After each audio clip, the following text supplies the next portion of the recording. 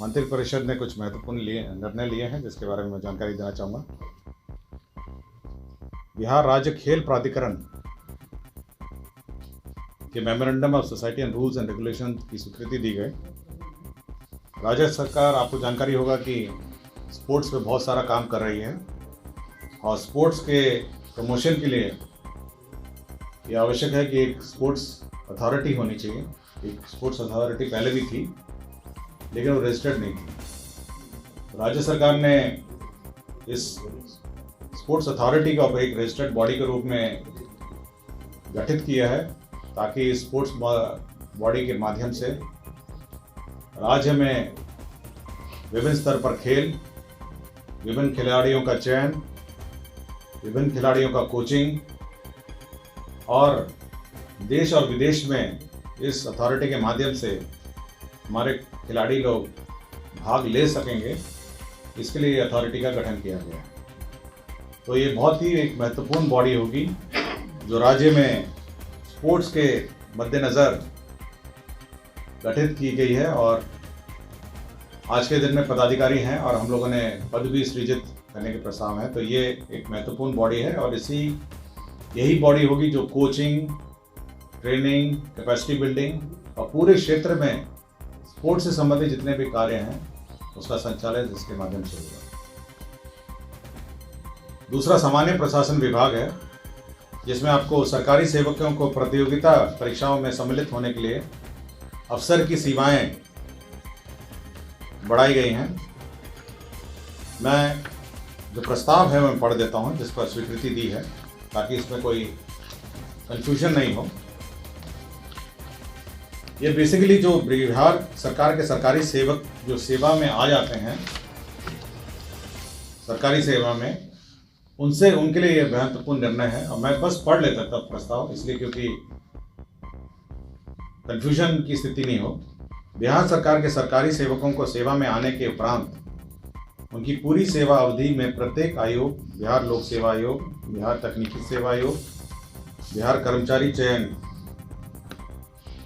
आयोग द्वारा आयोजित प्रतियोगिता परीक्षाओं में सम्मिलित होने के लिए अलग अलग अधिकतम कुल 5 अफसर ही अनुमान्य होंगे। पहले कम थे, इसको बढ़ा के 5 हो गया है। उपयुक्त निर्धारित 5 अफसरों की गणना संकल्प निर्गत होने की तिथि के बाद से प्रारंभ होगी। पूर्व में उपभोग कर लिए गए अफसरों की एतद अपेक्षा की जाएगी। बिहार सरकार के सरकारी सेवकों को प्रतियोगिता परीक्षा में भाग लेने के लिए नियमित नियुक्ति हेतु निर्धारित अधिकतम आयु सीमा में 5 वर्ष की छूट पूर्वत अनुमान्य रहेगी, परंतु उक्त आयु सीमा की छूट की अवधि में प्रतियोगिता परीक्षा में शामिल होने की अनुमानित तभी दी जा सकेगी जब उनके द्वारा तब तक अधिकतम 5 वर्ष अवसरों का उपयोग नहीं किया गया हो। तो ये बिल्कुल मैंने पढ़ दिया है प्रस्ताव और इसी प्रस्ताव के आलोक में और विशेषकर ये लाभ होगा जो ऐसे सरकारी कर्मचारी हैं जो बिहार सरकार में नौकरी पाने के पश्चात विभिन्न परीक्षाएं लिखते हैं, उनके लिए यह लाभ होगा। ये एक महत्वपूर्ण विषय है। 3 साल तो बड़ा वो तो सरकारी सेवा मतलब कॉन्ट्रैक्ट सेवा है ना, ये तो मैं रेगुलर सरकारी सेवा की बात कर रहा हूँ।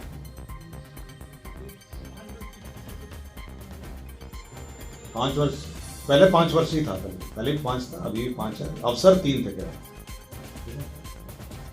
3 को बढ़ा के 5 किया गया। मैं इसलिए पढ़ दिया हूँ ताकि कंफ्यूजन की स्थिति नहीं हो।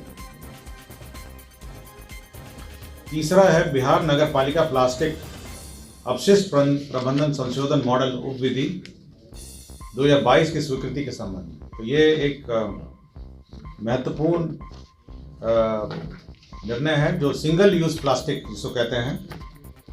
आपको याद होगा कि बिहार सरकार ने जो भारत सरकार द्वारा निर्धारित 2016 में जो नियमावली बनाई थी उसके आलोक में 2018 में बिहार सरकार ने बनाई। 2021 में भारत सरकार ने नियमावली बनाई। अब उसी के आलोक में 2022 में बिहार सरकार ने अपनी नियमावली बनाई। जैसे सभी बाकी तो रूटीन मैटर हैं जिसमें रिटर्न है, फाइल है, उसका डिक्लेरेशन सब है। जो सबसे महत्वपूर्ण इसमें इशू है वो है फाइन का, मतलब जुर्माना का। और जुर्माना हर चीज़ के लिए है, मतलब मैं जुर्माना की पूरी लिस्ट आपको दे देता हूँ इस प्रेस कॉन्फ्रेंस के बाद। और ईयरबड्स विद प्लास्टिक स्टिक है, प्लास्टिक स्टिक विद बैलून है, फ्लैग है झंडे में, प्लास्टिक स्टिक, कैंडी स्टिक है, आइसक्रीम है, पॉलीस्टीरीन है। तो बहुत सारे सिंगल यूज़ प्लास्टिक के हैं जिस पर फ़ाइन का प्रावधान है। कैरी बैग्स पे फ़ाइन का प्रावधान है। कमर्शियल यूज़ का अलग फ़ाइन है। डोमेस्टिक यूज़, अगर आप बाज़ार में सिंगल यूज़ प्लास्टिक लेते हुए जाते पकड़ा गए उसके लिए भी फ़ाइन है। और बहुत सारे कमोडिटीज़ हैं जो सिंगल यूज़ प्लास्टिक्स में है। मैं आपको ये पूरी फ़ाइन की लिस्ट जो है मैं आपके दर्शक और आपके अखबार के जानकारी के लिए, और बहुत सारे फ़ाइन हैं, मतलब 5,000 से लेके 2,000 है सिंगल, पहला ऑफेंस 5,000 है, कुछ में 1,500 से 3,500 है, कुछ में 100 रुपये से 500 रुपये। डोमेस्टिक यूज़र जो आम तौर पे आप जो पब्लिक है, अगर पहली बार पकड़ा गए तो 100 रुपये है, दूसरे बार पकड़ा है तो 200 है, और तीसरे बार पकड़ा है तो 500 है।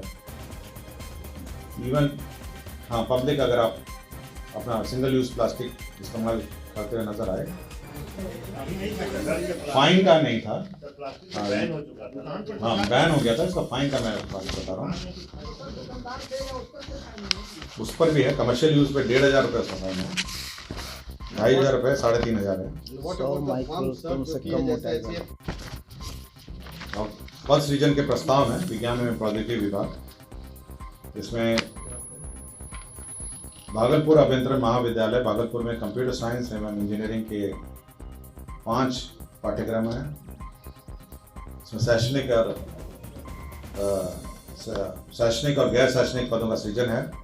गया अभियंत्रण महाविद्यालय एवं दरभंगा अभियंत्रण महाविद्यालय में भी कंप्यूटर साइंस एंड इंजीनियरिंग के पद सृजित हैं, और 9 पद हैं कुल।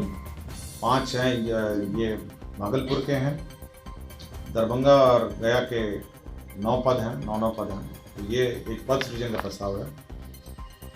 विज्ञान प्रौद्योगिकी विभाग का फिर एक और है, दरभंगा अभियंत्रण महाविद्यालय में फायर टेक्नोलॉजी एंड सेफ्टी पाठ्यक्रम के 12 पद हैं। बख्तियारपुर अभियंत्रण महाविद्यालय बख्तियारपुर में फायर टेक्नोलॉजी के ये कुल 18 पद हैं। तो ये सभी पद जो शैक्षणिक और गैर शैक्षणिक मिलाते हैं, ये पद सृजन का है। माननीय उच्च न्यायालय में भी जो स्थापना है, उनके बेंच सेक्रेटरी 64 पद स्वीकृत थे, उसमें से 10 को उत्क्रमित करते हुए बेंच सेक्रेटरी सर्वक के पुनर्गठन के संबंध में निर्णय लिया गया है। आपको याद होगा पिछली बार कुछ कैबिनेट के पूर्व डॉशने मस्कुलर डिस्ट्रॉफी पर, DMD पर सरकार ने निर्णय लिया था, और इसमें इलाज के लिए भी सरकार ने एक स्कीम बनाई थी। तो उसको ये जो आइडेंटिफिकेशन है, जो उसका आइडेंटिफिकेशन है, जो कैसे उसको आइडेंटिफाई किया जाएगा, उसमें राज्य के सभी महाविद्यालय एवं अस्पताल के औषधि विभाग के विभागाध्यक्ष को दायित्व दिए जाने हेतु स्वास्थ्य विभाग का जो पूर्व का संकल्प है उसको संशोधन किया है। फिर आइडेंटिफिकेशन का प्रावधान जो है उसमें संशोधन किया है। पटना चिकित्सा महाविद्यालय PMCH के परिसर में ये 132-33 kVA बटा 33 kVA का ग्रीन GIS ग्रिड उपकेंद्र, ये अपने में एक बहुत यूनिक ग्रिड उपकेंद्र होगा, जो PMCH आपको याद होगा करीब 6,000 करोड़ का PMCH बन रहा है, उसके परिसर में ये grid substation green GIS design पर बनेगा। ये 132/33 kVA का होगा, और इसकी कुल लागत है 2,55,89,71,000। तो अगल बगल के जितने संस्थाएं हैं, जैसे NIT है, जो अगल बगल PMCH के, वो भी अब इस ग्रिड से कनेक्ट हो सकेंगे।